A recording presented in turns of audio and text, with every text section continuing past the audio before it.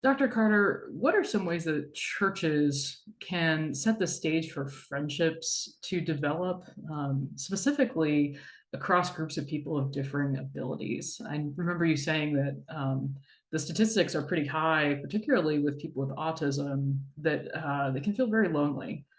What can the church do to accompany these folks and really set the stage for some mutual learning and relationships? Right.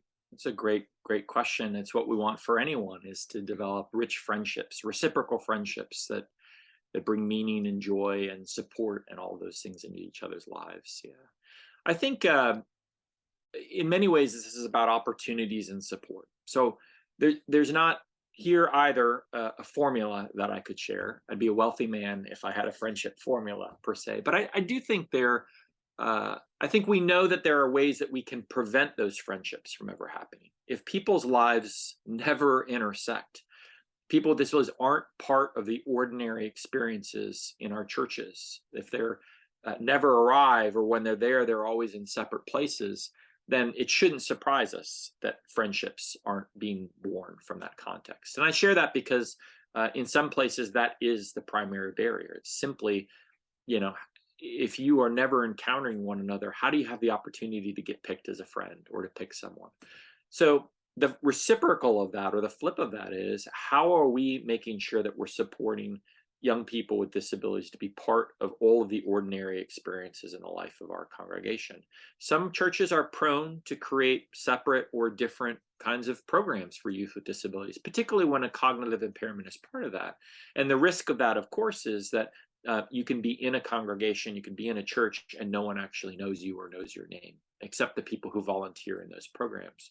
So part of it is how do we think about inclusion in all the ordinary activities that we do, and think about the ways people meet one another in worship services, and before and after, and lingering early and staying around later, of being part of typical religious education programming, of joining those fellowship activities and the potlucks and the retreats and the field trips. So one is to have a strong commitment to, we're going to support people to be part of what we do. I think the other is, if there is kind of a formula for friendships, I often think about it as people become friends through shared activities uh, over time around common interests or common experiences. And that's not to describe every relationship, but think about the people it's through shared activities around common interests over time. And guess what? People start to pick one another as friends. So if that's the case, then how do we think about what are the interests that a young person has, their passions, the music they love, the movies they love to watch, the shows they binge watch, the teams they root for, the places they go, the hobbies they have. And then do we think about who else among youth in this place loves those very same things? And now your invitation is for two people who have a passion for a particular football team or a band, getting together around that. And it's that third way around the barriers that stand between us. We seem so different because you have a label and I don't have this label, but that common interest is the way around that barrier. So that's a simple recipe, is get to know the individual, get to know their experiences and things they do, and then say, how do we connect them with others around those kinds of things outside of the time we gather as a youth ministry program or beyond Sunday morning?